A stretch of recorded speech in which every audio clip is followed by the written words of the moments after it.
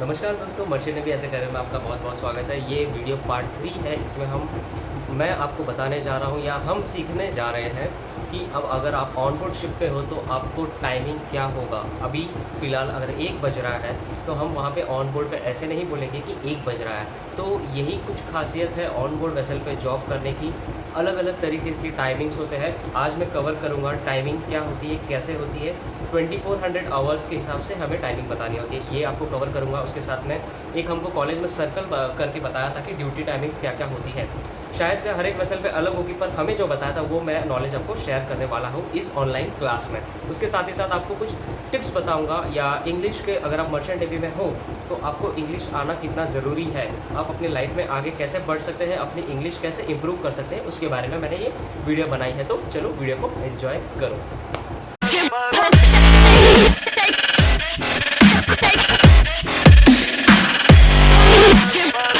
कि मैं आपको ये स्क्रीन लेके आ चुका हूँ, सिंपली एक्सप्लेन करूँगा।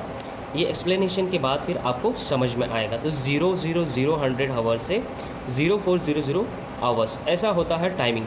यहाँ पे अगर 4 बज रहे हैं सुबह के तो हम ऐसे नहीं बोलेंगे कि सर 4 बज रहे हैं। हम ऑन बोर्ड पे रहेंगे तो हम बोले 0400 आवर्स ऐसे बोल सकते हो, या 0400 आवर्स हम ऐसे बोल सकते हैं। ओके, तो ये वॉच कीपिंग ड्यूटीज़ होते हैं, मैं ये बता देता हूँ आपको। तो हम रात से जो 000 आवर्स जो होता है, ये हम रात का 12 AM को बोलेंगे। ओके, रात के 12 बजे से सुबह के 4 बजे तक, फिर 4 से 8 का ड्यूटी होता है, फिर 8 से 12 का ड्यूटी होता है, फिर दोपहर के 12 बजे से शाम 4 बजे का ड्यूटी होता है, फिर शाम 4 बजे से रात का 8 बजे का ड्यूटी होता है, फिर रात के 8 बजे से हमारा 24 आवर्स का होता है, वो यहाँ तक का ड्यूटी होता है। ये सिंपलेस्ट वे में आपको समझाया है। जैसे कि अगर आप मोबाइल में अभी 12 आवर्स का वॉच टाइम रखते हो तो आपको बताएगा 1 बज गया, 2 बज गया या 3 बज गए। वैसे ही अगर आप मोबाइल में सेटिंग करोगे 24 आवर्स का वॉच टाइम, जब आपका 1 बज रहा होगा तो आप यहाँ होंगे, इसके आसपास होंगे, तो वहाँ पे आपको दिखाएगा 1300 आवर्स, 1300 आवर्स, ऐसा आपको करके बताएंगे। ये आपको समझ में आ गया है तो उसके बाद में आपको ये जो सर्कल बनाया हुआ है, ये सर्कल के बारे में आपको बता देता हूँ। तो ये देखिए, ये सर्कल के बारे में अभी हम जानेंगे, क्योंकि आपको ये बताना नीचे वाला टाइमिंग ज़रूरी था। उसके बाद अब आपको ये बताएंगे। ये सर्कल हम एक घड़ी को समझते, ठीक है। ये एक मैंने घड़ी बनाया हुआ है। घड़ी में कैसा है, ये 12 बजे से ये 400 आवर्स अगर रहेगा 0400 तो सुबह का 4 बजे है, और वही अगर हम दिन को निकालेंगे तो ये आएगा 1200 आवर्स से 1600 आवर्स तक, ठीक है। अगर रात के 12 बजे के सुबह से 4 बजे तक पकड़े, या सुबह के दोपहर के 12 बजे से शाम के 4 बजे तक पकड़े, ये ऐसा टाइमिंग होता है। ओके, अगर अभी 1 बज रहे हैं तो इसका मतलब 1300 आवर्स हो रहा है। अगर आप ऑन बोर्ड वेसल पर रहोगे तो आपको ऐसा बोलना है, या आपको पूछा जाएगा तो आपको ऐसा बोलना है। ये जनरल नॉलेज के लिए है, ठीक है। तो यहाँ पे टाइमिंग दिया होता है, तो रात के 12 के सुबह के 4 बजे तक, या दोपहर के 12 के शाम के 4 बजे तक क्या किसका ड्यूटी होता है। तो इसमें 2 जन का ड्यूटी होता है। 3rd engineer plus oil man watch keeping duty करते हैं, या 2nd ऑफिसर प्लस सी मैन वॉच कीपिंग ड्यूटीज़ करते हैं। उसके बाद में 400 आवर्स से 800 आवर्स तक, या 1600 आवर्स से 2000 आवर्स तक, मतलब शाम के 4 बजे के रात के 8 बजे तक, या सुबह के 4 बजे से सुबह के 8 बजे तक। ये इसके बीच में 2nd engineer plus oil man plus 3rd marine engineer या 5th इंजीनियर हम इसको बोल सकते हैं। इसलिए मैंने मेरी पहले वीडियो बनाई थी कि आप पहले रैंक जान लो। तो यहाँ पे मरीन इंजीनियर मैंने मेंशन किया था, या जूनियर इंजीनियर हम इसको बोल सकते हैं। उसके बाद में यहाँ पे डेक में, ये तो यहाँ का इंजीनियर आ गया, तो इंजन साइड का हो गया। डेक के लिए चीफ ऑफिसर प्लस सी मैन, जो ऑर्डिनरी सी मैन या ट्रेनी सी मैन होता है, प्लस डेक कैडेट, उनका ड्यूटी होता है वॉच कीपिंग का। उसके बाद में रात के 8 बजे के रात के 12 बजे तक उसको बोलेंगे 2000 आवर्स टू 000 आवर्स के। तो इसके बीच में 3rd ऑफिसर प्लस सी मैन वॉच कीपिंग ड्यूटी करते हैं डेक में, और इंजन में करते हैं 4th engineer plus oil man. तो ये वॉच कीपिंग ड्यूटीज़ आपका एकदम सिंपलेस्ट वे में मैंने क्लियर कर दिया है। इसके बाद मैं आपको इंग्लिश का वर्जन बताता हूँ कि आपको इंग्लिश कितना इंपॉर्टेंट है। तो ये कुछ जनरल शिप नॉलेज की बुक होगी, पार्ट 2 बोलते हैं इसको, डेक साइड वालों के लिए। अभी मैं जितने भी वीडियोस बनाऊंगा सारे मैं डेक के ऊपर ये बुक कवर करूंगा। उसके बाद फिर मैं इंजन साइड का स्टार्ट करूंगा, ताकि आपको कन्फ्यूजन ना हो। तो मैं फटाफट आपको ये बता देता हूँ। देखो, ये ऐसे पेजेस है, ज़्यादा मुझे बुक बड़ी मतलब वीडियो बड़ा नहीं करना है। तो आपको ये इंग्लिश, बेसिक इंग्लिश आपको वहाँ सिखाया जाएगा। पर्सनल डेवलपमेंट एंड कंप्यूटर्स, जैसे पैसिव लर्निंग हो गया, पैसिव लर्निंग, एक्टिव लर्निंग ऐसे हो गए, ये बेसिक्स आपको सिखाए जाएंगे। इसके साथ में आपको इसके अंदर बताए जाएंगे यहाँ पे। अगर आप मर्चेंट नेवी में हो, अगर आपकी इंग्लिश वीक है तो आपको ये बहुत इंपॉर्टेंट टॉपिक है, how to improve your own English. Okay, तो ये जो मैं दिखा रहा हूँ ये आप इसका स्क्रीनशॉट ले लीजिए। आपको रीडिंग अच्छी आनी चाहिए, स्पेलिंग्स अच्छे होने चाहिए, राइटिंग आपको आनी चाहिए। तो ये स्क्रीनशॉट ले लीजिए, इसके बाद मैं आपको बताता हूँ। यहाँ पे और एक यहाँ पे दिया हुआ है, देखो, स्पीकिंग एंड लिसनिंग। मैं हमेशा बोलता हूँ अपना कान और आँख खुले रखो, तो उसके साथ ये भी आता है। आपकी जो 5 सेंस बोलते हैं वो इम्पॉर्टेंट है, ज़रूरी है आँख कान नाक सब खुले रखना जब आप ऑन बोर्ड शिप पे होंगे। उसके बाद में आता है हाउ टू स्टडी, आप पढ़ाई कैसे करेंगे। The most common barrier to success is the lack of technique for studying and preparation for examination. ये पॉइंट आपको मैं क्यों समझा रहा हूँ, क्योंकि आप जब एग्ज़ाम देने जाओगे तो आपको बहुत सारे जो रास्ते में बोलते हैं ना बैरियर्स या ऑब्स्टेकल्स आएंगे, पढ़ने में तकलीफ होगी। तो क्यों होती है वो, lack of technique for studying and preparation for examination. तो क्या करना है, technique, lack of technique for studying, आपको अपने टेक्निक्स अच्छे करने हैं। उसके बाद में प्रिपरेशन, एग्जामिनेशन, आज पढ़ूंगा, कल पढ़ूंगा, परसों पढ़ूंगा, ऐसे आपको नहीं रखना है, आपको रेगुलर पढ़ते रहना है। ये बेसिक मैं ऊपर से बता रहा हूँ, ये आप जब इंस्टीट्यूट में जाओगे तो आप इजीली समझ जाओगे। आप डायरेक्ट क्या क्या कर सकते हो अपने आप को इम्प्रूव करने के लिए। स्टडिंग इन क्लास, हमेशा अपना क्लास में कॉन्सेंट्रेशन बना के रखो। यहाँ पे देखो लिखा हुआ है, take good notes, pay attention in the class, review, read your text book thoroughly, finish your class work and homework on time. अगर आप ये सब रेगुलर रहोगे तो अपने आप आपका इंग्लिश क्लियर हो जाएगा, और आपके जो एग्ज़ाम्स आएंगे तो वहाँ पे आपको बोलने के लिए या कुछ आंसर्स देने के लिए ओरल एग्ज़ाम में कुछ प्रॉब्लम नहीं होगा। स्टडिंग इन क्लास हो गया, एग्जामिनेशंस हो गए, वो on the day of exam. ये मैंने वीडियो एकदम क्लियर रखी है, तो ये आप स्क्रीनशॉट ले लीजिए और ये आप एक बार रीड कर लीजिएगा, ठीक है। हम अभी आपको ये बताना है कि होल पर्सन कौन होता है, जो कंप्लीट बोलते हैं ना, परफेक्ट पर्सन कौन होता है। तो यहाँ देखो, ये सिंपलेस्ट वे में बताया हुआ है, the whole person. What is the definition of a whole person. There is no definition but it is a concept. देखो, कोई भी परफेक्ट पर्सन नहीं होता है, बट एक कॉन्सेप्ट होता है। तो वो कॉन्सेप्ट अगर अपने आप को पूरा करना है तो आपको क्या करना होगा।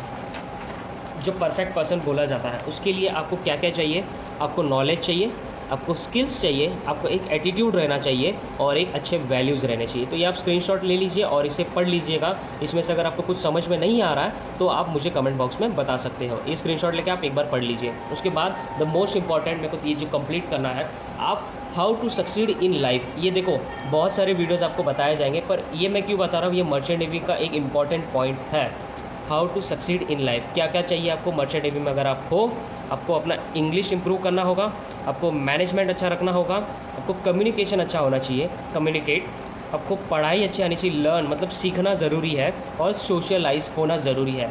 जैसे कि ये यहाँ से मैं स्टार्ट करता हूँ। इम्प्रूव इंग्लिश आप कैसे कर सकते हो, हैंड राइटिंग से। आप जब तक आप बात नहीं करोगे तब तक आपको समझ में नहीं आएगा। आपका ग्रामर अच्छा होना चाहिए, डेवलप होना चाहिए, वोकेबलरी अच्छा होना चाहिए। ओके, मैनेज, आप कैसे मैनेजमेंट करोगे, तो एक गोल बनाइए, एक प्लान बनाइए, फिर उसको ऑर्गेनाइज़ कीजिए, फिर प्रिपेयर कीजिए, फिर आप अपने आप अचीव आपका हो जाएगा। उसके बाद कम्युनिकेट में आप क्या करेंगे, अगर आप अच्छे से पढ़ोगे, अच्छे से लिखोगे, अच्छे से ड्रॉ कर सकोगे, और आप अच्छे से सुन सकोगे, और आप नॉन वर्बली भी आप उसको समझ सकोगे, और उसके बाद कम्युनिकेशन, आपको अच्छे से बात करनी होगी। जब तक आप किसी से बात नहीं करोगे, आप अपना कम्युनिकेशन नहीं बढ़ाओगे, तब तक आप अपना इंग्लिश इंप्रूव नहीं कर सकते हो। उसके बाद में सीखो, learn, always try to learn.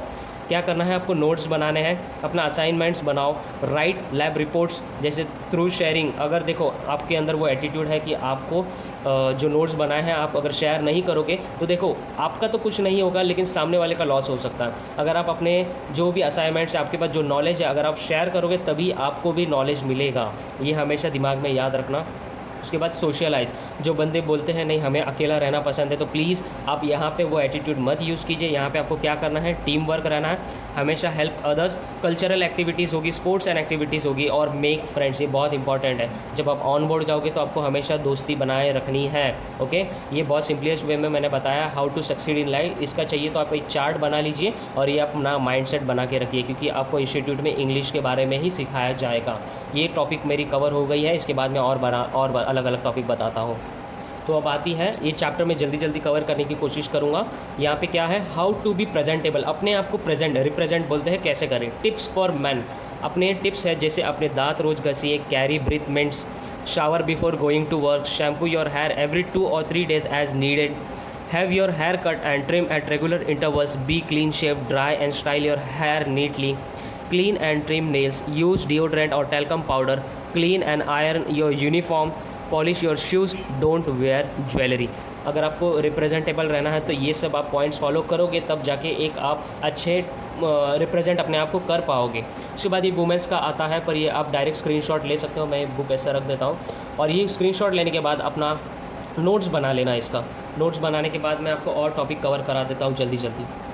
तो ये है दूसरा एक पॉइंट कम्युनिकेशन का, जैसा मैंने आपको बताया था। जो भी मैं इस वीडियो में आपको बता रहा हूँ, प्लीज़ नोट्स बनाए रखना, ताकि ये आपको काम आए। आप आगे जब जाओ तो आपको कुछ भी नया नहीं लगे।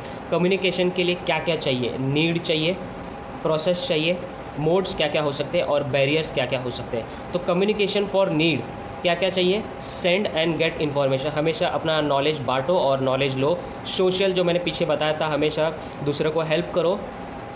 अपना इंटरनली और एक्सटर्नली अपना नॉलेज शेयर करते रहो। सेल्फ एक्सप्रेशन होना ज़रूरी है। उसके बाद में प्रोसेस क्या क्या है, कम्युनिकेशन के प्रोसेस क्या क्या होते हैं। एक कम्युनिकेशन अगर आप सेंड कर रहे हो और रिसीव कर रहे हो तो उसको हम कम्युनिकेशन बोलेंगे। क्या क्या हो सकता है? मैसेज के थ्रू भी हो सकता है और चैनल के थ्रू भी हो सकता है। चैनल फॉर एग्जांपल मैं मेरा यूट्यूब का चैनल देता हूँ, मैं क्या कर रहा हूँ, यहाँ से आपको नॉलेज सेंड कर रहा हूँ और आप मुझे कमेंट बॉक्स में कमेंट कर रहे हो, तो वो मैं रिसीव कर रहा हूँ, तो उसको हम कम्युनिकेशन बोलते हैं। ठीक है। उसके टाइप मोड क्या क्या होते हैं? एक वर्बल होता है, एक नॉन वर्बल होता है। वर्बल में कैसे, जैसे मैं बात कर रहा हूँ, ये आवाज़ आ रही है ना, स्पीकिंग, रीडिंग और राइटिंग, इसको हम वर्बल में करते हैं। ओके, इसको हम वर्बल बोलते हैं। नॉन वर्बल में कैसे बोलेंगे? इशारों ही इशारों में। जैसा फॉर एग्जांपल ऐसा बोलना नहीं चाहिए, विद ड्यू रेस्पेक्ट। जो गूंगे लोग होते हैं वो नॉन वर्बली कैसे करते हैं? गेस्चर, इशारा करके, पिक्चर्स, फोटो दिखा के और सिम्बॉल्स दिखा के। तो मोड्स होते हैं कम्युनिकेशन के। क्या क्या है? ज़रूरत क्या है, प्रोसेस क्या क्या होता है, उसका प्रोसेस क्या है? सेंड करना, रिसीव करना, कैसे? मैसेज से या चैनल के थ्रू। मोड्स में क्या है? वर्बल है, नॉन वर्बल है। आप बात करके कर सकते हैं या इशारा करके कम्युनिकेट कर सकते हैं। अब आता है बैरियर्स, ऑब्स्टेकल्स बोलते हैं ना। इंटरनल होता है, एक एक्सटर्नल होता है। तो इंटरनल में क्या है? ईगो हो गया, इमोशन हो गया, लैंग्वेज हो गया, लैक ऑफ कॉन्फिडेंस हो गया। अब इसको मैं सिंपली एक्सप्लेन करता हूँ कि अगर कोई बंदा को नॉलेज है नहीं है और मेरे पास नॉलेज है, तो वो एक ईगो आ जाता है, नहीं मैं क्यों बताऊँ उसको, तो वैसा आपको नहीं रखना है। बैरियर्स मतलब ऑब्स्टेकल, बीच में ढलान क्या क्या आती है कि लाइफ के अगर आप चल रहे हो तो स्पीड ब्रेकर आ गई, तो वैसा है ऑब्स्टेकल। लाइफ में कम्युनिकेशन के लिए क्या क्या प्रॉब्लम हो सकते हैं, तो ईगो बिल्कुल नहीं रखना है। इंटरनली होता है, ये बताया गया है। ईगो होता है, उसके बाद में इमोशंस होता है, लैंग्वेज होता है और लैक ऑफ कॉन्फिडेंस होता है। उसके बाद में हम एक्सटर्नल पे आते हैं, ये अंदरूनी हो गया इंटरनली। अब बाहर से क्या क्या होता है कम्युनिकेशन? अभी हम फ़ोन पे बात कर रहे हैं, तो फ़ोन पे बात करते समय नॉइज़, डिस्टेंस, जैसे मेरे बैकग्राउंड से नॉइज़ आ रही होगी थोड़ी थोड़ी, वो हो गया। उसके बाद में प्रॉब्लम इन चैनल, डिस्ट्रैक्शन, जैसा बैकग्राउंड वॉइस अगर कुछ आ रहा है तो क्या हो रहा है? हम डिस्ट्रैक्ट हो रहे हैं, तो वो क्या हो रहा है? कम्युनिकेट नहीं हो रहा है। उसके साथ में टाइम बहुत इंपॉर्टेंट होता है। तो ये है, इसका एक स्क्रीनशॉट ले लीजिए आप। स्क्रीनशॉट लेने के बाद इसको स्टडी कीजिए। मैंने शॉर्ट फॉर्म में नीचे देखो POC, NOC, BOC और MOC, इसका फुल फॉर्म बताता हूँ। POC मतलब ये यहाँ पे आपको दिया हुआ है, इसका मैं आपको कमेंट बॉक्स में भी डाल दूँगा, क्योंकि वीडियो काफ़ी लंबी हो चुकी है, मुझे ऐसा लग रहा है। तो अभी तक के लिए इतना ही था, और लाइक कीजिए, सब्सक्राइब कीजिए। अगर आपको मेरी वीडियो अच्छी लगी है तो थम्स अप ज़रूर देना। All the best for a GP rating batch.